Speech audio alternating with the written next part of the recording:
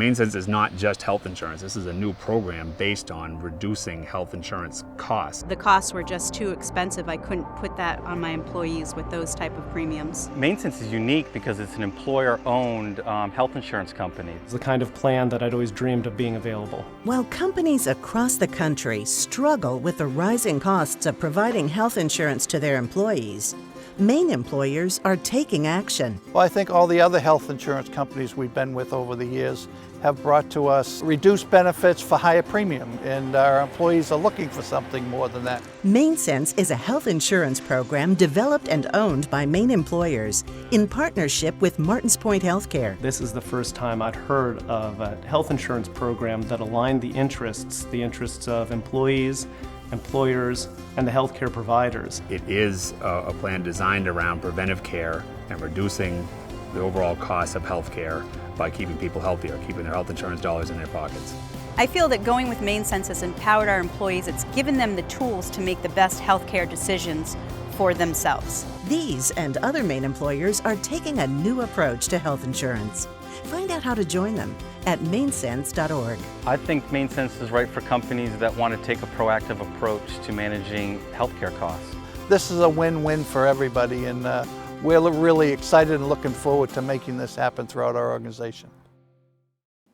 Welcome to Inside Maine Healthcare. I'm Joel Allenbaugh. Well, today joining us is Dale Bradford, Chief Operating Officer for Martins Point Healthcare, talking about some payment reform initiatives that they are undergoing with their primary care physicians. Stay with us. We'll be right back.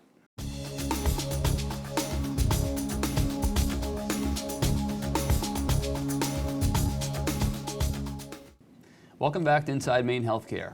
And joining me today, Dale Bradford, Chief Operating Officer for Martins Point Healthcare. Thanks for being here. Good to be here. Thank you. Well, we've had a few conversations off air, and I know that Martins Point is working on a number of initiatives around payment reform. We are sitting here, it's, what are we, approaching the middle of July. We've just had this ruling out of the Supreme Court where the Affordable Care Act has been deemed constitutional and will continue to plow forward. And as I sit here, I think about the underlying payment system and the underlying sort of cost problems in the delivery system. My interpretation is we've still got some work to do here. Do you agree? Absolutely. The Affordable Care Act, in the short run at least, is more insurance reform than healthcare reform. Right. And so any healthcare reform that is to be done needs to be done by people in the healthcare business. And that's what we're working on at Martins Point. Yeah. So let's carry that forward. What do you see as some of the main challenges that need to be addressed? In our opinion, almost every incentive in healthcare is wrong, and largely driven by, not completely, but largely driven by our fee-for-service payment system. Right. So in America today, we pay our physicians and our hospitals in a fee-for-service world. They perform a service, they get a fee. Right. And by the way, we do that in our whole economy. If you want to buy a refrigerator, you get, in this case, a good, and you pay a fee for it. The difference in healthcare is the consumers aren't that familiar with what they're buying when they buy healthcare. We don't know how to say if a doctor is giving us high quality care or not. And so all of the incentives in healthcare are perform more services. Right. And then we're surprised that our healthcare costs go up. Well, and not only that, but that when there's a lot of evidence that shows performing more services doesn't necessarily translate to better health. Well, everything you see comparing us to other industrialized countries say that our costs are somewhere between 2 and 2.5 times the average of other industrialized countries. And what we get for that in quality is we're between 15th and 20th in virtually every quality of care measure that they have. We're between 15th and 20th, and yet our costs are 2 to 2.5 times as high. It's really a shame. So how do we break out of that? In our opinion at Martins Point, and my opinion personally, is we have to change the payment system. We've got to get out of the fee-for-service payment system. So what we have done First, we're starting with our own physicians. Martin's Point's a little bit unique in that we have a small health plan and we have our own primary care physicians. So we are a primary care physician group and a health plan. What we have done, effective April 1st, is we've changed the way we pay our primary care physicians. And that is, we still pay them fee for service. So when they perform a service, they get a fee from us.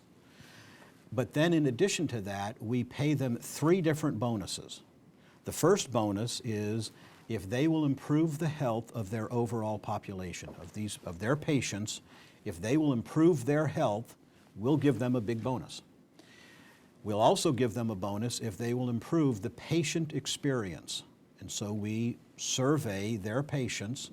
If their patients have a better experience, our physicians will get a bonus. The third bonus is around the overall cost of care. This is not how much those physicians cost, but it's the overall cost of care. So you take these patients that go to those physicians, you take how much we as the health plan pay for those physicians, all the specialists, all the hospitals, all the pharmacy, all the testing, everything, and we set up a budget based upon the age, the sex, and the health status of these people. We set up a budget, and if they can manage the overall cost of care to a lower cost than the budget, then we'll give them another bonus. So let me sort of encapsulate that a little bit. What happens, I think, in today's system, I'll go see my primary care physician. I might need to go see a specialist. I might need to go have a hospital stay. I'm going to intersect with the healthcare delivery system a number of different ways.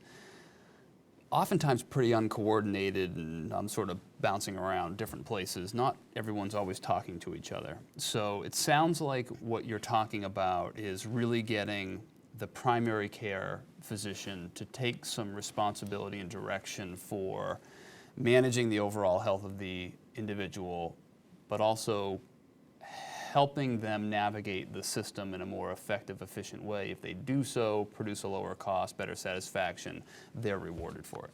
Theoretically, the primary care doctor has always done that.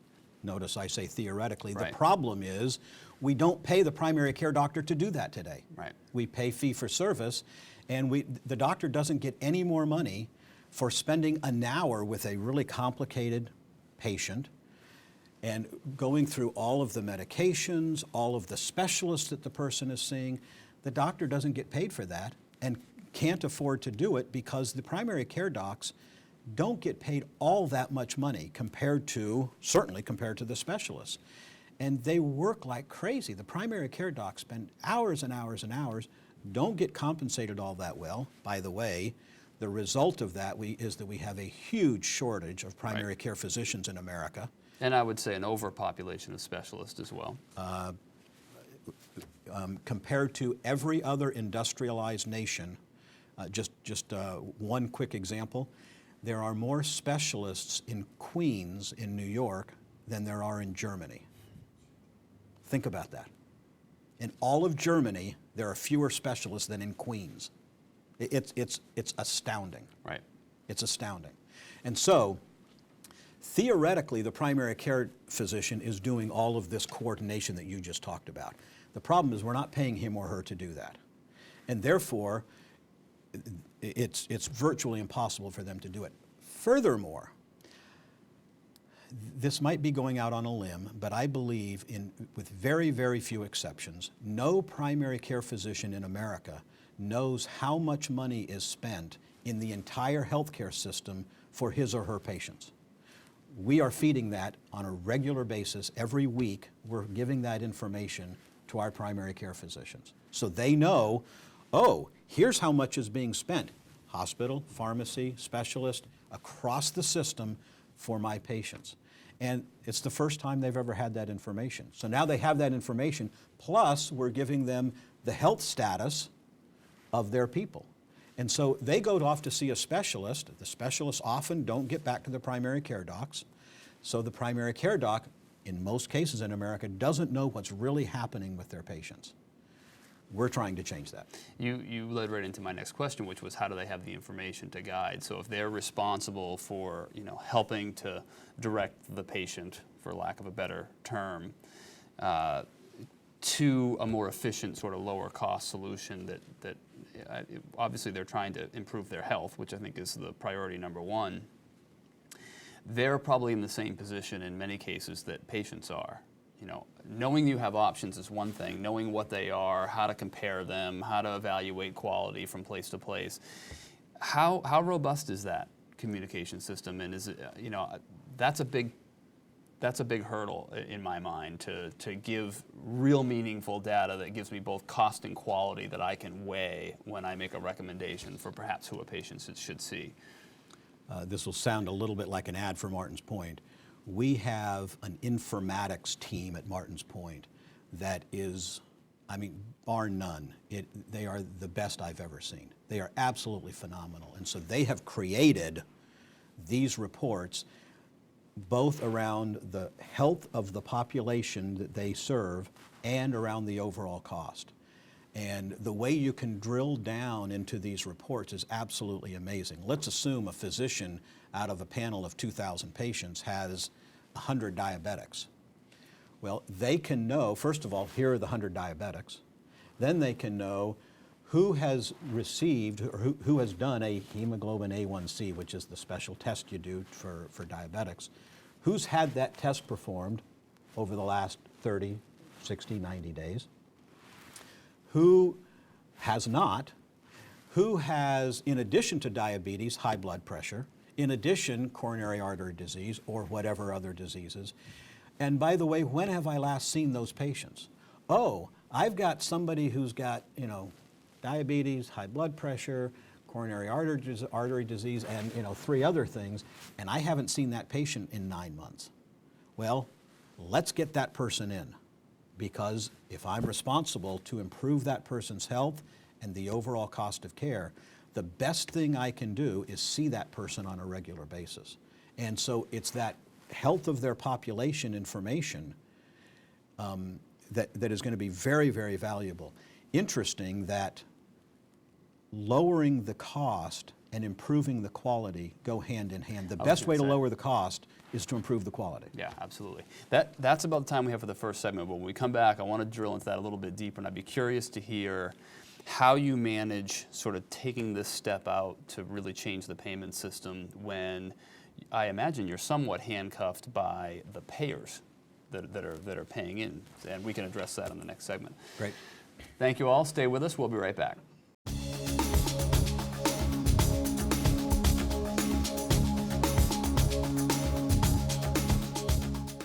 Maine Sense is not just health insurance. This is a new program based on reducing health insurance costs. The costs were just too expensive. I couldn't put that on my employees with those type of premiums. Maine Sense is unique because it's an employer-owned health insurance company. It's the kind of plan that I'd always dreamed of being available. While companies across the country struggle with the rising costs of providing health insurance to their employees, Maine employers are taking action. Well, I think all the other health insurance companies we've been with over the years have brought to us reduced benefits for higher premium, and our employees are looking for something more than that. Maine Sense is a health insurance program developed and owned by Maine employers in partnership with Martin's Point Healthcare. This is the first time I'd heard of a health insurance program that aligned the interests of employees, employers, and the healthcare providers. It is a plan designed around preventive care and reducing the overall cost of health care by keeping people healthier, keeping their health insurance dollars in their pockets. I feel that going with Maine Sense has empowered our employees. It's given them the tools to make the best healthcare decisions for themselves. These and other Maine employers are taking a new approach to health insurance. Find out how to join them at mainsense.org. I think Maine Sense is right for companies that want to take a proactive approach to managing healthcare costs. This is a win-win for everybody, and we're really excited and looking forward to making this happen throughout our organization.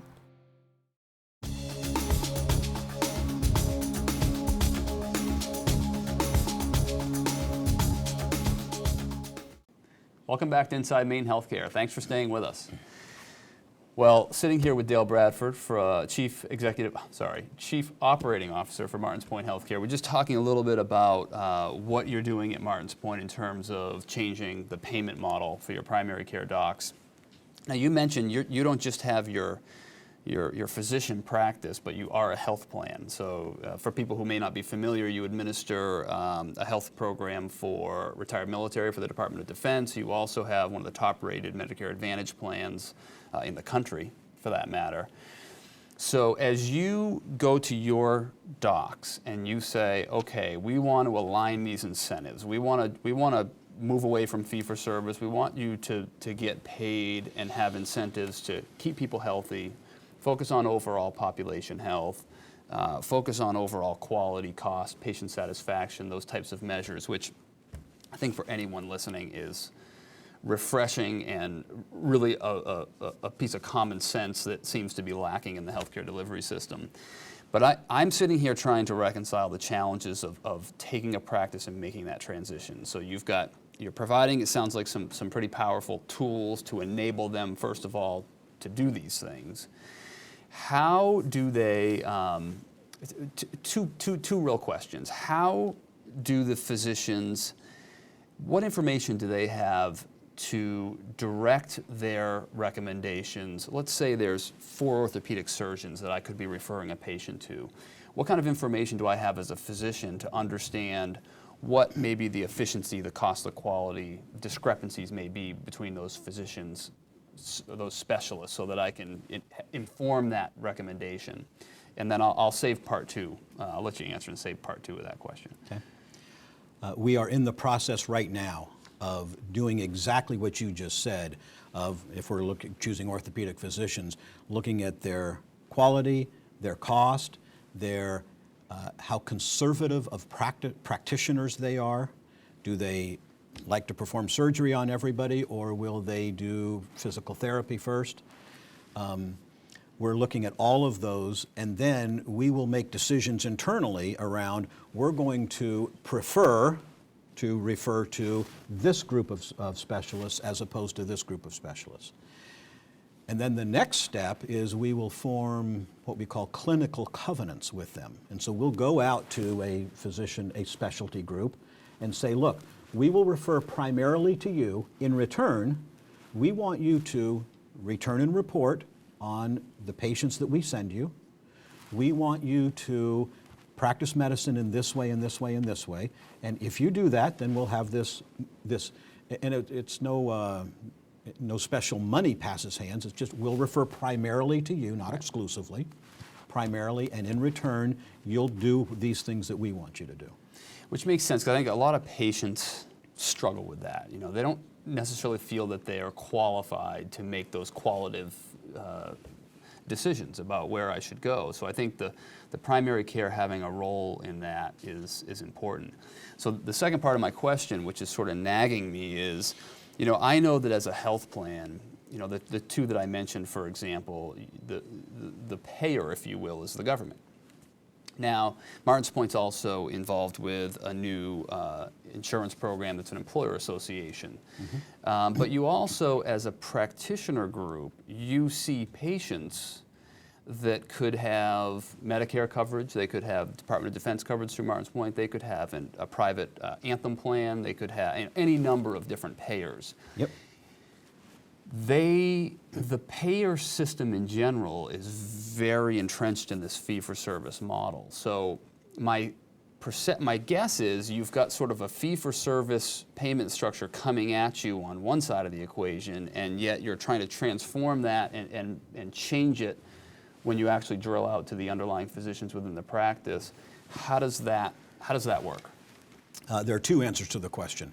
Number 1, no matter how much we change the system, and the second part of the answer, I'll tell you what we're doing to change. We will be for, I don't know how many years, in a dual model of what we call a risk-bearing model and a fee-for-service model. So we've got to learn how to practice in both of these models. We desperately wish it weren't so, but it is the reality of the world we live in, and we have to live in that reality. Right. Having said that, we are working as hard as we can to change the payers So for example, we already have a contract with Cigna where we receive a bonus for around the cost of care. So if we improve the overall cost of care, then we get 50% of those savings. We are negotiating with Aetna right now. Our goal is with every other payer to have what we call risk-bearing contracts. And so we want to transition as much of our patient base as possible to a risk-bearing contract because we believe, and I think it's obvious, it will provide higher quality health care, better experience for the patient, and lower overall costs. And we have got to resolve those three things. It's unacceptable that we have 2.5 times to 2.5 times the cost of other countries for health care, and we're 15th to 20th in all these measures of quality. It's not acceptable in America. How about the government payers? I mean, one of the things I've been watching is, as we watch the Affordable Care Act sort of unfold, I was interviewed and I was asked the question, how is the insurance industry sort of reacting to this decision?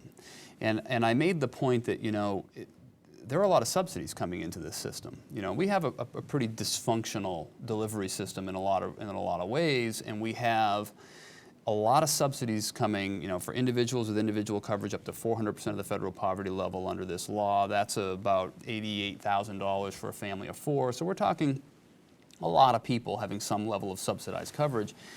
I worry a little bit that removes the incentives for really getting at the root cause. If I'm an insurance carrier and I have a whole lot of money coming at me for people to buy my private policies, does it sort of dampen the incentives that I have to really get at the root cost of care if the way in which I was to attract customers was to get to price points that they could afford? That's a different sort of incentive versus having, sort of these subsidies coming in. Do you, I guess what I'm trying to frame for a question is, are the payers that you're working with, are they with you? Are you finding them generally responsive to what you're trying to accomplish? Because I think, again, logically you can look at this and say, well, this makes sense. But we're very good at creating incentives in our system that don't make sense. And I'm wondering if people are seeing past those incentives and looking to do the right thing, for lack of a better way of saying it.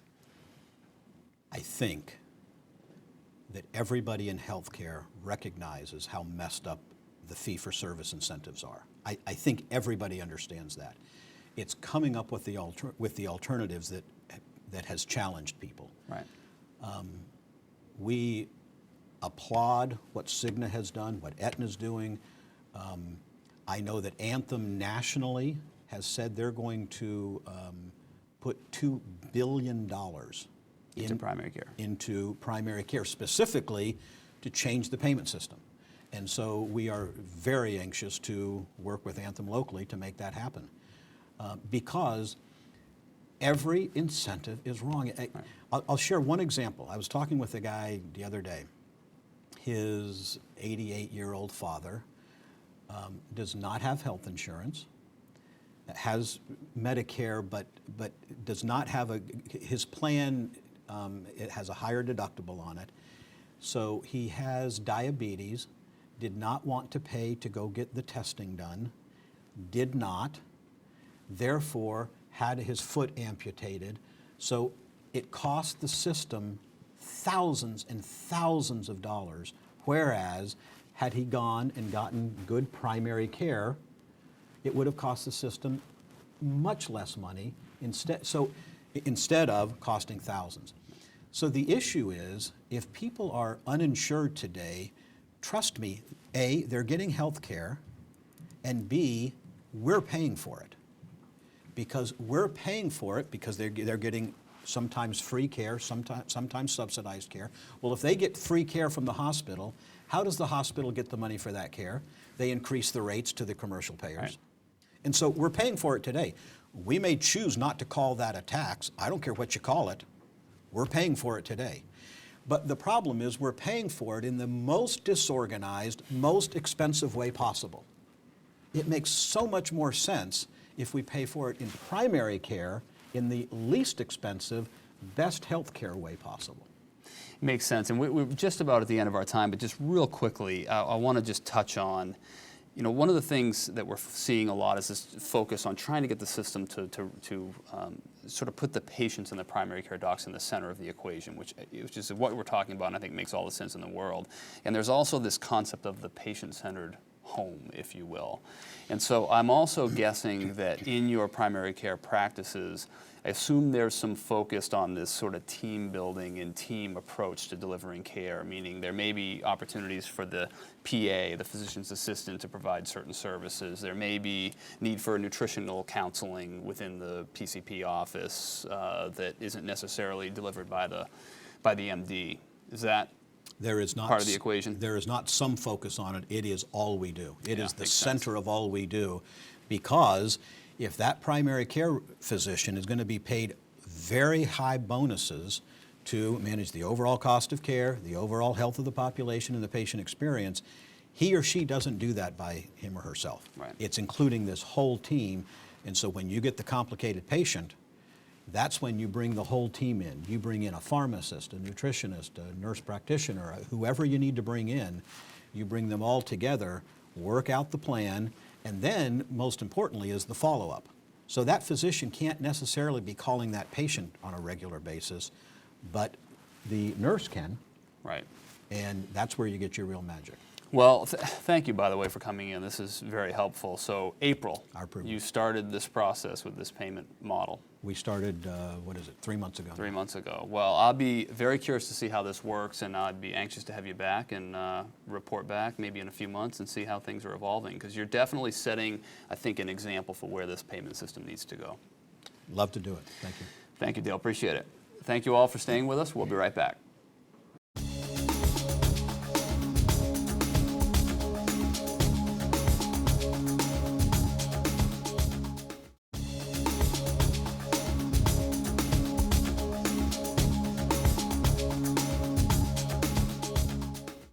And now our perspective.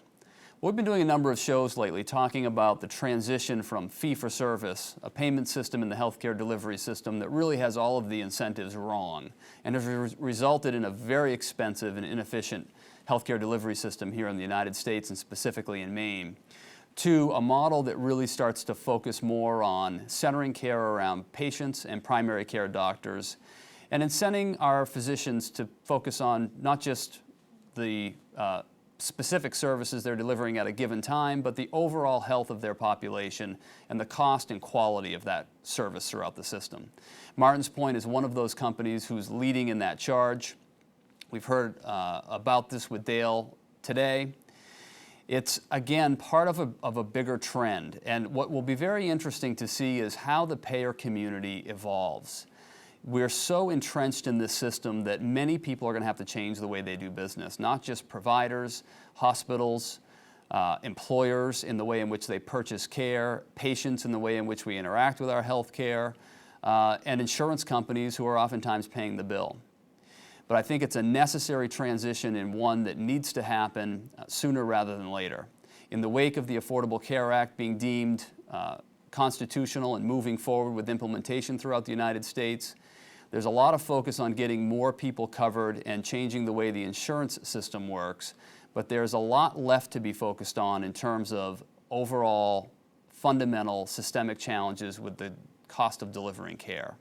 And these are the things that need to be worked on locally and need the involvement of all of the stakeholders. Again, an example happening here with Martin's Point. We look forward to seeing more of this evolve in the Maine market. That's our perspective. Inside Maine Healthcare is Maine's only show dedicated to healthcare in Maine, brought to you by the healthcare industry and business leaders. Inside Maine Healthcare will bring you the practical information you need to understand what is driving our healthcare costs and identify the resources available for you.